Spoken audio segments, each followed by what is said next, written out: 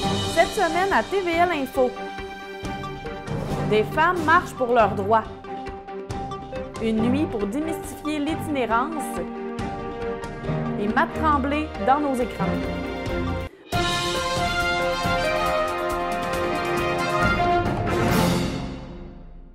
Bonjour et bienvenue à TVL Info. À l'occasion de la Marche mondiale des femmes le 18 octobre, le Centre des femmes de Forestville a tenu une activité de mobilisation locale pour rappeler l'importance de poursuivre la lutte pour l'égalité et de sensibiliser la population aux conditions de vie des femmes. La télévision du littoral était sur place. Voici mon reportage. Dans l'empêchement de se rendre à Québec où se déroulait la Marche mondiale des femmes le 18 octobre, le Centre des femmes de Forestville a organisé sa propre action de solidarité. L'organisme souhaitait permettre aux femmes d'ici de participer à cet événement d'envergure. Comme l'explique la coordonnatrice Céline Casey, ce ne sont pas seulement les femmes de Forestville qui revendiquent, mais l'ensemble de la planète. L'avant-midi a débuté par l'écoute de vidéos de mise en contexte. Après un dîner communautaire, les participantes ont créé des pancartes et des slogans qui ont été utilisés pour la marche symbolique en après-midi. Des tracts ont également été distribués sur les pare-brises de voitures au centre Forestville. Céline Casey affirme que les revendications sont d'obtenir les mêmes droits que toute personne de sexe masculin. Selon elle, les droits des femmes sont souvent les premiers droits qu'on met de côté quand vient une guerre ou une situation difficile au niveau financier. Les premières coupures réalisées par les gouvernements seront souvent en lien avec les services offerts aux femmes ou encore les revenus des femmes, croit-elle. La coordonnatrice constate toutefois certaines avancées au fil des décennies. Elle cite en exemple le mot « féminicide » qu'on entend de plus en plus.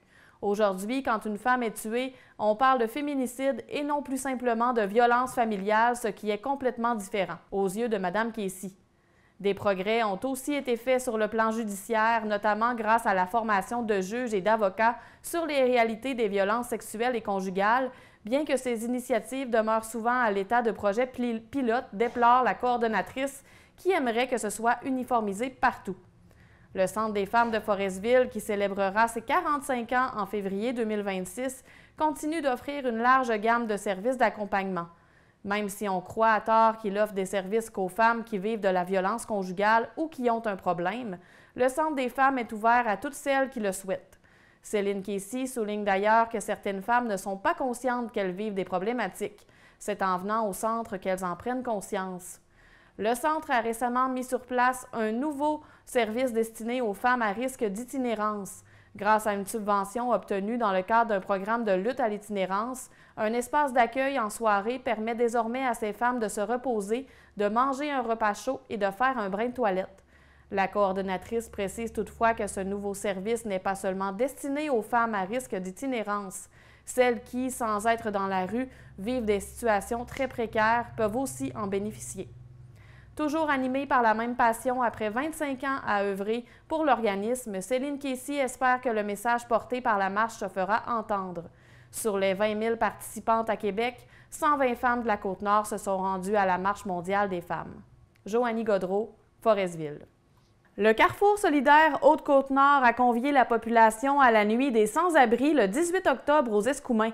La soirée provinciale de sensibilisation à la situation d'itinérance sert à démystifier les réalités de ce phénomène assez récent dans notre région, qui est de plus en plus visible. Bien qu'elle ait été organisée pour la première fois il y a plus de 30 ans, la Nuit des sans-abri a tardé à faire son apparition en Haute-Côte-Nord, relativement épargnée jusqu'ici des situations d'itinérance sur son territoire. Cependant, les dernières années montrent un bilan loin d'être enchanteur. Il y a de plus en plus d'itinérance en Haute-Côte-Nord selon les intervenants. Le maire des Escoumins, André Desrosiers, s'est d'ailleurs adressé à ses concitoyens avant de mettre son chapeau de musicien invité à l'événement. Selon lui, on voyait moins d'itinérance auparavant, mais il croit qu'elle sera de plus en plus visible dans les années à venir. Ce constat est également partagé par les deux intervenantes en travail de rue du Carrefour solidaire qui viennent en aide aux plus vulnérables aux quatre coins du territoire. Stéphanie Poitras affirme que la Haute-Côte-Nord n'est pas différente qu'ailleurs. Les gens ont aussi de la difficulté à joindre les deux bouts, ce qui fait en sorte que certains se retrouvent à la rue. Selon les deux intervenantes en travail de rue, le portrait de l'itinérance change. Stéphanie Tremblay, coordonnatrice du travail de rue au Carrefour solidaire Haute-Côte-Nord, observe qu'elle touche de plus en plus les jeunes, notamment ceux qui sortent des familles d'accueil. Ils vivent de l'itinérance cachée, loin des regards, se désole Mme Tremblay. Pour les intervenantes, le principal problème reste le logement accessible et abordable. Même si de l'hébergement d'urgence a été mis en place sur le territoire, ça ne règle pas le problème à long terme, disent celles qui aimeraient voir plus de logements abordables se construire. Elles ne perdent toutefois pas espoir car plusieurs s'en sortent. Avez-vous cru apercevoir un visage familier dans la série Indéfendable la semaine dernière? C'est fort possible, puisque Matt Tremblay, originaire des Escoumins, y a interprété un détenu impatient. Ce nouveau défi télévisuel était une belle surprise pour celui qui, entre Montréal, New York et sa Côte-Nord natale, continue de tracer son chemin dans le monde du jeu. Matt Tremblay n'en revient toujours pas. C'est un beau cadeau, confie-t-il à propos de son rôle dans Indéfendable, une série quotidienne parmi les plus suivies au Québec. L'acteur escouminois y incarne un détenu au tempérament explosif. Après sa participation à Stat en 2022, Matt s'est retrouvé à nouveau au bon endroit, au bon moment. Il qualifie cette nouvelle expérience de 400% positive, lui confirmant qu'il a sa place dans ce milieu. Le tournage de Indéfendable a été pour lui une véritable immersion dans les grosses ligues de la télévision. Sur le plateau, il a côtoyé plusieurs acteurs d'expérience, dont Mathieu Baron et Sébastien Delorme. Il a eu l'impression d'être accueilli dans une famille, puisqu'autant les comédiens que les techniciens sont généreux et professionnels. Même s'il ne sait pas encore si son personnage reviendra à l'écran, l'acteur voit cette expérience comme une carte de visite importante. Les Scouminois espèrent que cette visibilité lui ouvrira de nouvelles portes. Danseur, cascadeur, chanteur et comédien, Matt Tremblay mène une carrière aussi diversifiée qu'internationale. Il a notamment participé à des tournages aux États-Unis, dont les séries Poker Face et The Penguin, où il a joué avec Colin Farrell, et collabore à divers projets derrière la caméra. Malgré un horaire chargé et une vie partagée entre le Québec et New York, il reste profondément attaché à sa région. L'artiste espère aussi, à long terme, contribuer au développement culturel de la Côte-Nord. Le petit gars des Escoumins savoure le moment présent, conscient que son parcours atypique en inspire plusieurs. Le Sentier de Noël de Portneuf-sur-Mer célébrera sa 15e édition du 11 au 14 décembre avec une programmation festive qui mettra en vedette l'humoriste et comédien Jean-Marie Corbeil, plusieurs spectacles et le traditionnel marché de Noël. Le coup d'envoi sera donné le jeudi 11 décembre à 17 h avec un repas des fêtes sous forme de souper-spectacle à la salle de l'accueil où Jean-Marie Corbeil agira comme invité d'honneur. Le lendemain, 12 décembre, les festivités se poursuivront avec l'illumination du grand sapin à 17h30, suivi d'un feu d'artifice dans le parc Jean-Maurice Martel.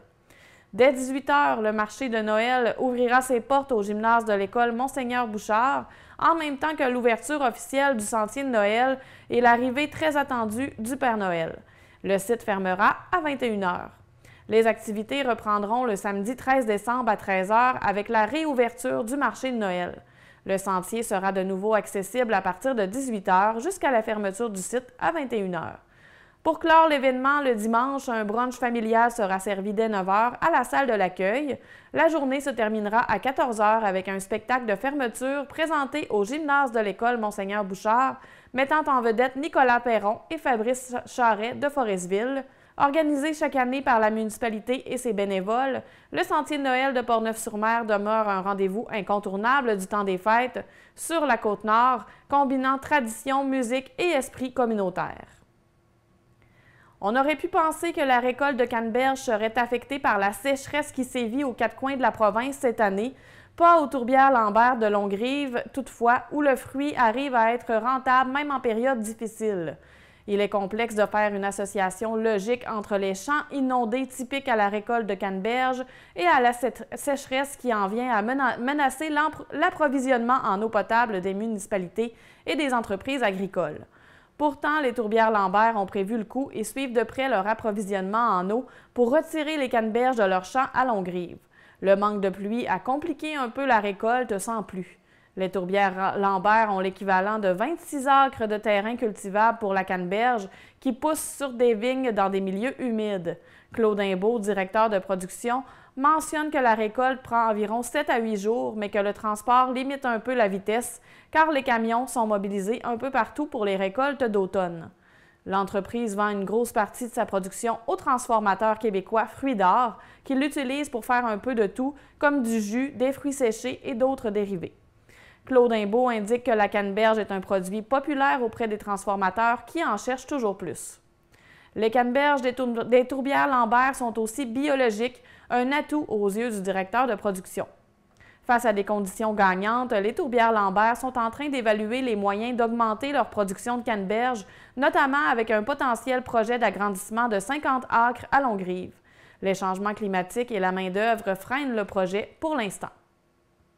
La Société des traversiers du Québec le souffle les 45 bougies de sa traverse entre Tadoussac et Baie-Sainte-Catherine, un service en constante évolution au fil des années qui a permis de relier la Côte-Nord au reste de la province. Elle invite la population à profiter de cet anniversaire pour saluer toutes les personnes qui contribuent quotidiennement à maintenir le lien entre Tadoussac et Baie-Sainte-Catherine.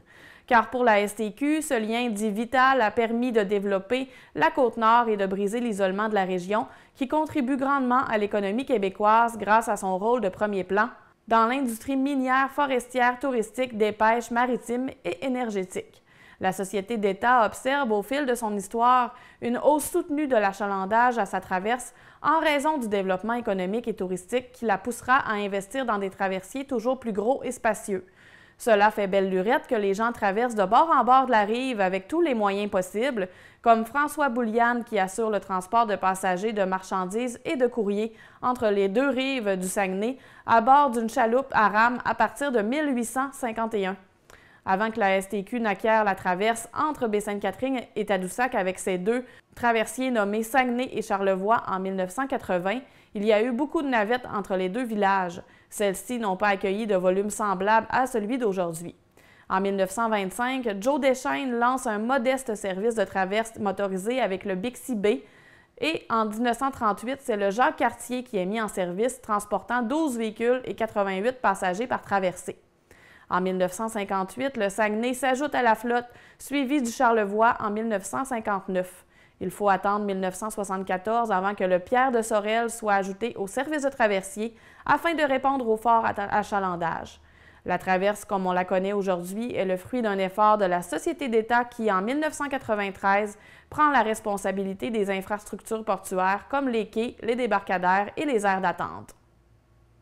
C'est ce qui met fin à ce bulletin TVL Info. Je vous dis à la semaine prochaine.